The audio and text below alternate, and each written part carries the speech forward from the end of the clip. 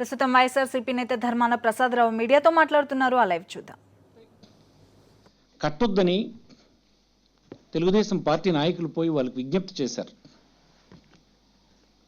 బ్యాంకుల్లో తాకట్టున్నటువంటి బంగారాల్ని మేము విడిపిస్తాం, మీకు అండగా నిలబడతామని చెప్పారు. ఇది ఒకరు చెప్పినటువంటి మాట కాదు. సాక్షాత్తు ఆ పార్టీ అధ్యక్షులుగా చంద్రబాబు గారు, ఆ పార్టీ తరఫున పనిచేసినటువంటి శాసనసభ్యులుగా పోటీ చేసినటువంటి వ్యక్తులు, పార్లమెంటుకు పోటీ చేసినటువంటి వ్యక్తులు, ప్రతి గ్రామాన వార్డున ఉన్నటువంటి తెలుగుదేశం పార్టీ కార్యకర్తలు ఇంటింటికి పోయి ప్యాంప్లెట్లు ఇచ్చి మరీ బతిమాలి చెప్పారు అందరికీ. ఇప్పుడు దాన్ని పూర్తిగా విస్మరించినారు. 87,000 కోట్ల రూపాయలు మన రాష్ట్రానికి రైతులు తీసుకున్న రుణాలు ఉన్నాయి. స్వయం శక్తి సంఘాలు అంటే డ్వాక్రా గ్రూపులు తీసుకున్నటువంటి 14,000 కోట్లు ఉన్నాయి. ఈ రెండు మొత్తాలు కలిపితే వడ్డీ మాత్రమే సుమారు 13-14,000 కోట్ల రూపాయలు దానికి అదనంగా యాడ్ అయింది. ఈ మొత్తాన్ని చెల్లించడానికి గాను రుణమాఫీని మేము చేశామని చెప్తూ ఉన్నారు. కేవలం 5,000 కోట్ల రూపాయలు ఇస్తామని చెప్పారు. 3,900 కోట్లు రిలీజ్ ఇచ్చారు ఈనాటికి. అంటే మీరు మాఫీ చేస్తామన్నటువంటి 1,00,000 కోట్లు భయపడినటువంటి మొత్తానికి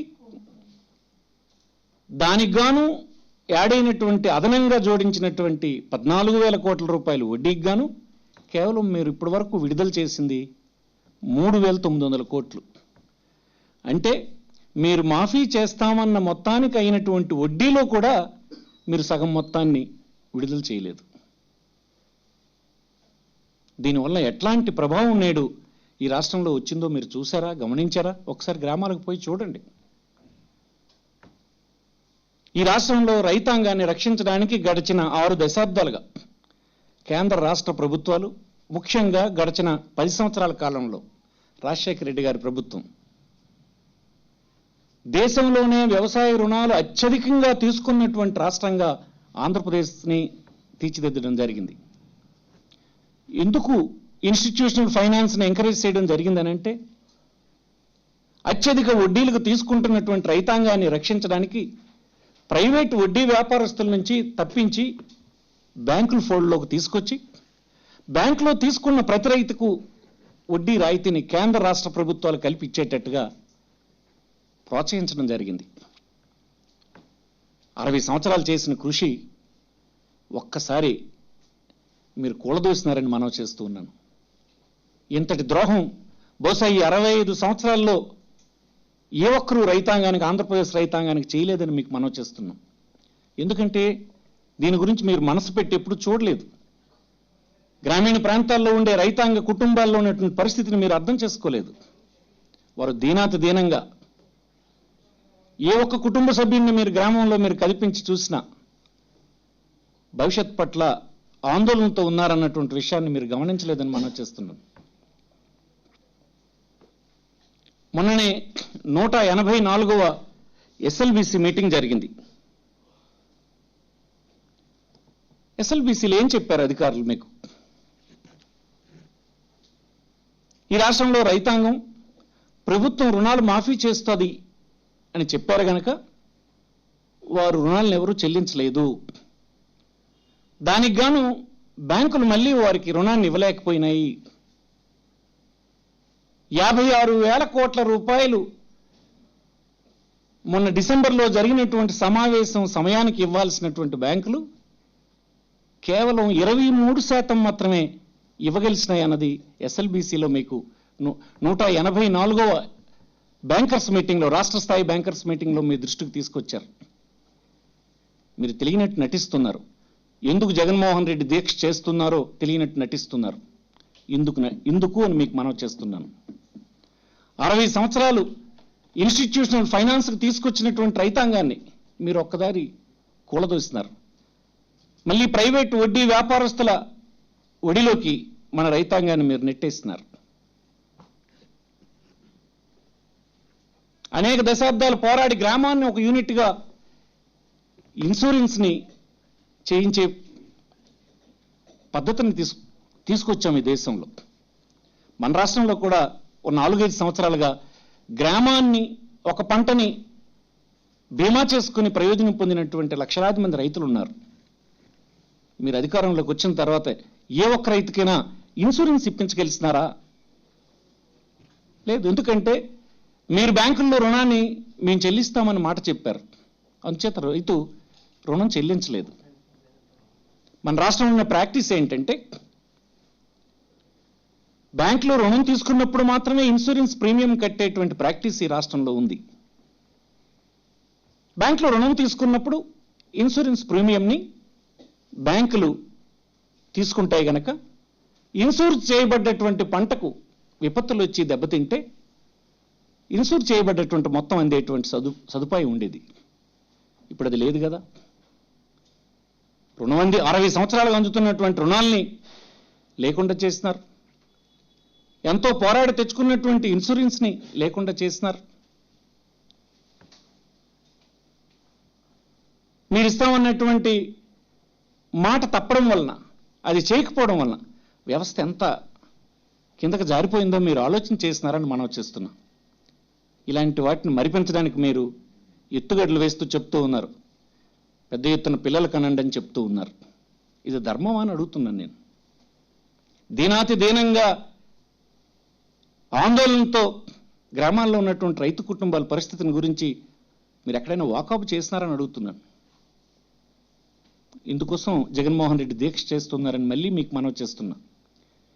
జగన్మోహన్ రెడ్డి గారు, వైఎస్ఆర్ కాంగ్రెస్ పార్టీ ఎందుకు ఆందోళన చేస్తుందన్న విషయం రైతాంగానికి తెలుసు. ఈ రాష్ట్రంలో ఉండే మహిళా సంఘ సభ్యులకు తెలుసు. రాష్ట్రంలో ప్రజలందరికీ తెలుసు.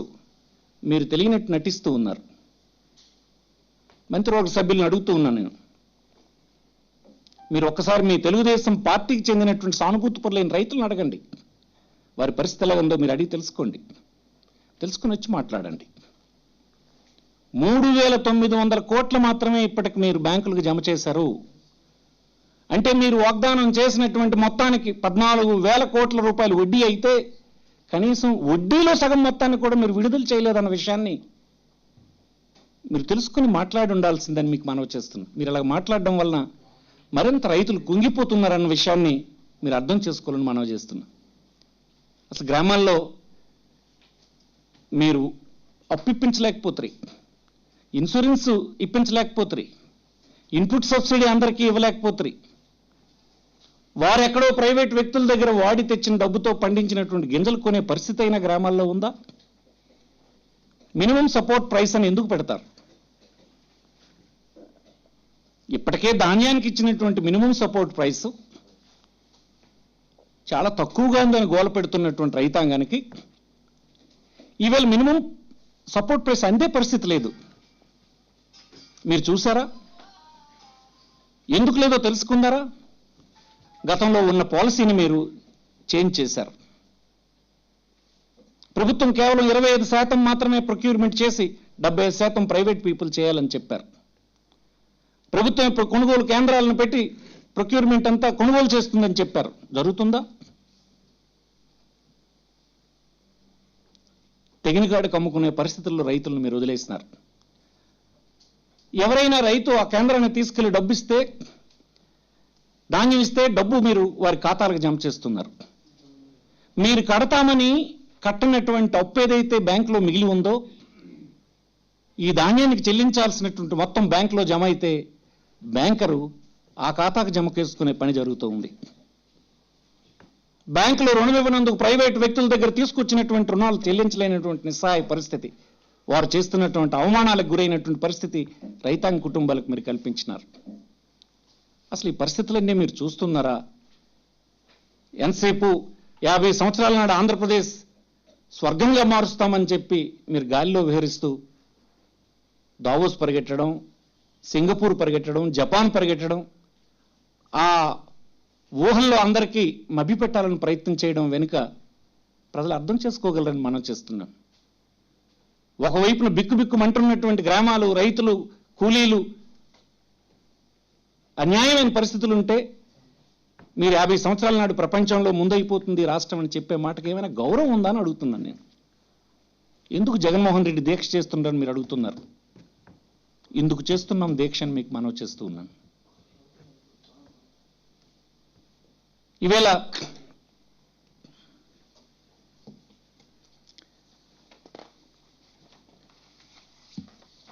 తెలియనట్టు మీరు యాక్ట్ చేస్తున్నారు కదా, నేను అడుగుతున్నాను. 3,900 కోట్ల రూపాయలు మీరు ఇప్పటి వరకు రుణమాఫీ కోసం విడుదల చేస్తే ఎంత ఇంకా బ్యాంకులకి రైతులు చెల్లించవలసి ఉన్నదో కనీసం మీరు ఒక వైట్ పేపర్ని విడుదల చేయగలరా? ఏ విషయాల్ని ఎందుకు దాచిపెడుతున్నారో చెప్పాలని కోరుతున్నా. ప్రధానమైన ప్రతిపక్షంగా వైఎస్ఆర్ కాంగ్రెస్ పార్టీ మీకు అనేక విషయాల్ని చైతన్యపరుస్తూ ఉంది. దాని అర్థం మీరు మాట్లాడిన ప్రతి సందర్భంలోనూ వెంటనే అధికారంలోకి రావడానికి తాపత్రయపడుతున్నాడు జగన్మోహన్ రెడ్డి, వైఎస్ఆర్ కాంగ్రెస్ పార్టీని తప్పుదారి పట్టించే ప్రయత్నం చేస్తున్నారు. ఇప్పుడేం ఎన్నికలు ఉన్నాయా? మేమేం ఎన్నికలకు పోతామని అనుకోవడం లేదు. ఈ 4.5 సంవత్సరాలు మీరు పరిపాలన చేస్తారని ప్రజలు తీర్పిచ్చారు. కానివ్వండి, మీరు చేయండి. కానీ ఈ అంశాలను ప్రధానమైన ప్రతిపక్షంగా మీ జ్ఞప్తికి తీసుకొస్తున్నాం. మర్చిపోయినట్టు మీరు యాక్ట్ చేస్తున్నారు. మీరు మర్చిపోయినట్టు యాక్షన్ చేసిన ప్రజలు వారి జీవనం అలాగ సాగడం లేదు, కష్టాల్లోకి వెళ్ళింది. కనీసం కొన్ని అంశాలను మీరు తీసి ఇవ్వండి. మేము అడుగుతున్నాం కొన్ని విషయాల్ని. ఎంతమందికి మీరు ఈ రుణాన్ని మాఫీలో అందించినారు? ఎంతమందికి మీరు ఆధార్ కార్డు ఇతర రాష్ట్రంలో హైదరాబాద్లో ఉందని డిస్క్వాలిఫై చేసినారు? 9,000 మందికి డిస్క్వాలిఫై చేశారు. నిన్నటి వరకు ఆంధ్రప్రదేశ్ అనేది హైదరాబాదు రాజధానిగానే ఉండేది. ఇక్కడ ఆధార్ కార్డు ఉంటే దాన్ని డిస్క్వాలిఫై చేశారు. అంటే డిస్క్వాలిఫై అర్హతకి ఏదో ఒక అనర్హత పెట్టడానికి ఒక సాకును మీరు చూపించాలని ప్రయత్నం చేశారే తప్ప హృదయపూర్వకంగా చేసినట్టు అది ఉందా? ఇవన్నీ ఎందుకు మీరు బయటకు ప్రకటించరని అడుగుతున్నాను నేను. ఈవేళ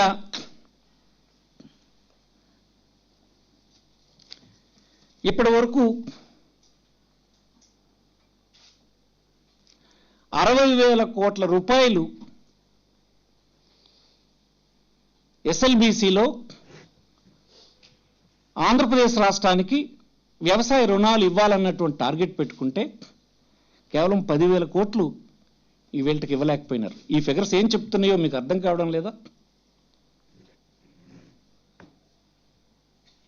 ఈ సమస్యల మీద ప్రభుత్వాన్ని చైతన్యపరచడానికి, డిమాండ్ చేయడానికి మోసపోయినటువంటి రైతాంగాన్ని, మోసపోయినటువంటి మహిళలకు, ఇబ్బందులు పడుతున్నటువంటి పౌరుల తరఫున జగన్మోహన్ రెడ్డి గారు దీక్ష చేస్తూ ఉన్నారు. మీరు దానికి స్పందించండి. మేము రాష్ట్ర రైతాంగాన్ని అందరికీ వైఎస్ఆర్ పార్టీ తరఫున విజ్ఞప్తి చేస్తున్నాం. రైతాంగం అనేటువంటి వాళ్ళు సంఘటితమైన ఫోర్స్ కాదు, మాకు తెలుసు. అందుకే మీ వెంట వైఎస్ఆర్ కాంగ్రెస్ పార్టీ ఉంది. మీ తరఫున పోరాటం చేస్తామని మొదటి రోజునే మాట ఇచ్చినాం. మీరు దీనికి మద్దతు తెలపండి. ఎప్పుడైనా ప్రజాస్వామ్యంలో ప్రతిపక్షం అనేది చేస్తున్నటువంటి పోరాటాల్ని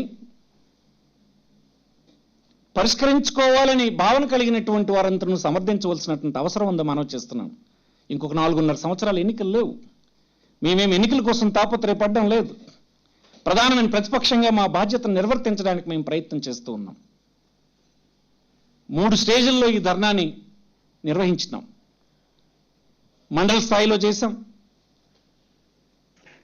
డిసెంబర్ నెలలో జిల్లా స్థాయిలో చేశాం. ఈవేళ 31 తేదీల్లో స్వయంగా పార్టీ అధ్యక్షులే శ్రీ జగన్మోహన్ రెడ్డి గారు నిరసన దీక్షని 48 గంటలు చేస్తూ ఉన్నారు.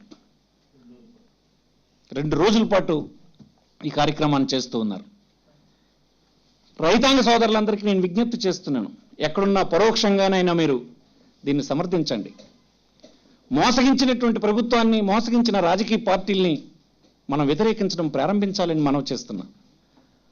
అసంఘటితంగా ఉన్నంతకాలం, చైతన్యం లేనంతకాలం మనల్ని ఇలాగనే దోపిడీ చేస్తుంటారని మీకు మనవి చేస్తూ ఉన్నాను.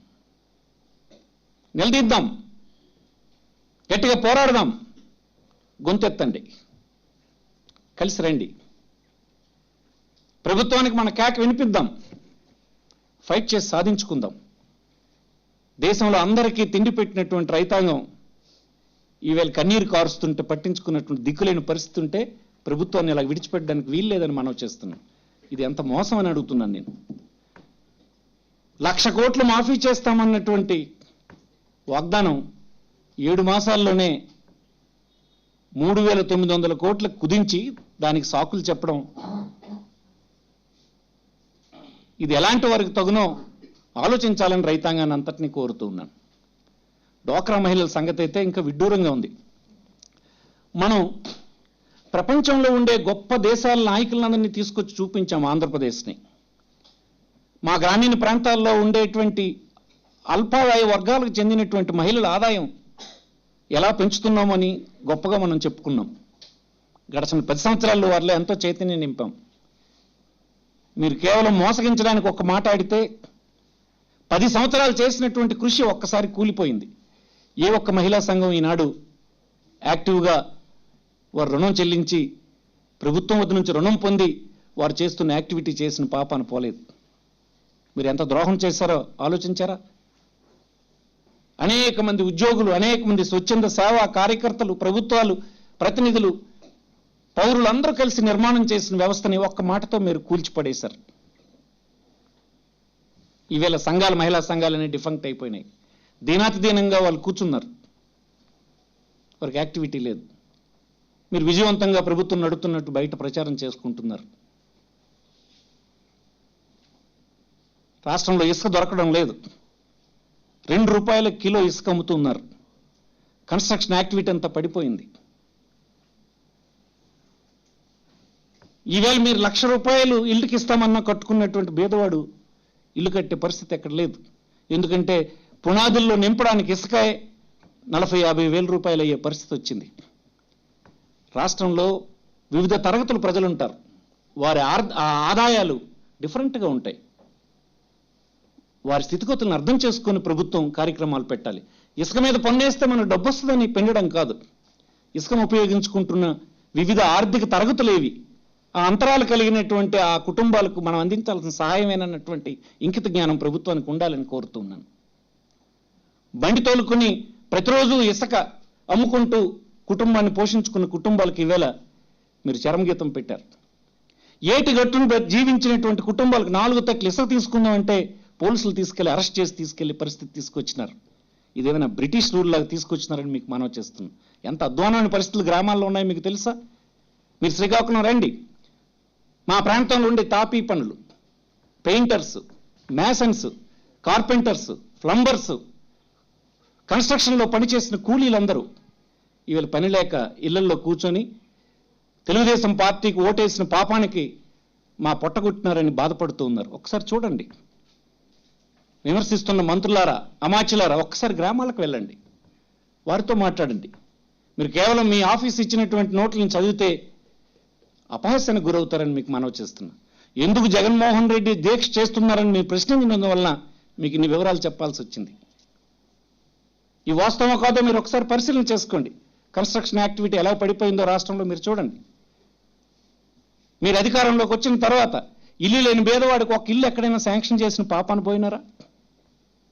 ఒక ఇల్లుకు బిల్లు ఇచ్చినటువంటి పాపాను పోయినారా? చూపించమనండి. ఏ జిల్లాలో, ఏ గ్రామంలో, ఏ కుటుంబానికి మీరు పేమెంట్ ఇచ్చినారో చెప్పండి. ఇల్లు లేని నిరుపేదలకి రాష్ట్రంలో జరుగుతున్న పెద్ద యాక్టివిటీని నరికేస్తున్నారు. దావోస్ గురించి ఆ పేదవాడికి చెప్తున్నారు, జపాన్ గురించి ఆ పేదవాడికి చెప్తున్నారు. ఇది ధర్మాన్ని అడుగుతున్నాను. మీకు మీరుగా మోసగించుకుంటున్నారా? జనాల్ని మోసగించాలనుకుంటున్నారా? అందుకు జగన్మోహన్ రెడ్డి దీక్ష చేయవలసి వచ్చిందని మీకు మనవి చేస్తున్నాం. దీక్ష వలన మీలో చలనం వస్తుందని అనుకుంటున్నాం. ఇలాంటి విషయాల గురించి మీరు ఆలోచిస్తారని కనీసం దానికోసం నిధులు విడుదల చేస్తారని అనుకుంటున్నాం. నిధులు లేవని మీరు చెప్తూ ఉన్నారు. డిసెంబర్లో ప్రీ బడ్జెట్ మీటింగ్ మీరు విజయవాడలో పెట్టారు.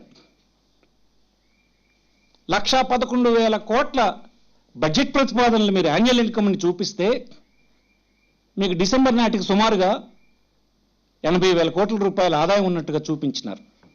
అంటే మీరు ప్రపోజ్ చేసినటువంటి బడ్జెట్కి ఆదాయం ఈ రాష్ట్రంలో వస్తుంది. మరి డబ్బు లేదన్నటువంటి ఇమేజ్ని, ఒక మోటివేషన్ని అన్ని వర్గాలకు ఇస్తున్నారు. దీని వెనుక ఉన్న వ్యూహం ఏంటి? ఎవరికి మోసగించాలని మీరు ఈ ప్రయత్నం చేస్తున్నారు? మళ్ళీ మీరు ప్రపోజ్ చేసిన బడ్జెట్కి రీచ్ అయినారు. మీరు నిన్నగాక మొన్న విజయవాడలో చేసినటువంటి దీంట్లోనే మీరు చెప్పారు 3 క్వార్టర్స్కి తగ్గట్టుగా వచ్చినటువంటి మొత్తాన్ని మీరు చూపించినారు. ఎక్స్పెండిచర్ని, రెవెన్యూని చూపించి 380 కోట్లు మిగులును చూపించినారు. అంటే ఇంకో క్వార్టర్కి వచ్చేటువంటి మొత్తం, అంటే లాస్ట్ క్వార్టర్కి వచ్చే మొత్తం మార్చి, ఫిబ్రవరి, జనవరి, ఈ 3 నెలలకు సంబంధించినటువంటి వచ్చిన మొత్తంతో మీరు ప్రపోజ్ చేసినటువంటి ఫిగర్ బడ్జెట్లో రీచ్ అవుతారు. మరి ఎందుకు ఆదాయంలో లేదని చెప్తున్నారు, డబ్బు లేదని చెప్తున్నారు? ఎందుకు చెప్తున్నారు? ఎవరిని మోసగించాలనుకుంటున్నారు? ఉద్యోగులు మోసగించాలనుకుంటున్నారా? వారి పిఆర్సీలో వారికి కన్నం పెట్టాలనుకుంటున్నారా? లేదు, రైతాంగానికి ఇవ్వాల్సినటువంటిది, మహిళలకు ఇవ్వాల్సినటువంటి డబ్బు ఎగ్గొట్టాలన్నటువంటి వ్యూహం దాంట్లో ఉందా? ఇది కరెక్ట్ కాదని మనం ఈ విషయాలన్నింటి మీద వైఎస్ఆర్ కాంగ్రెస్ పార్టీ పోరాటం చేస్తుంది.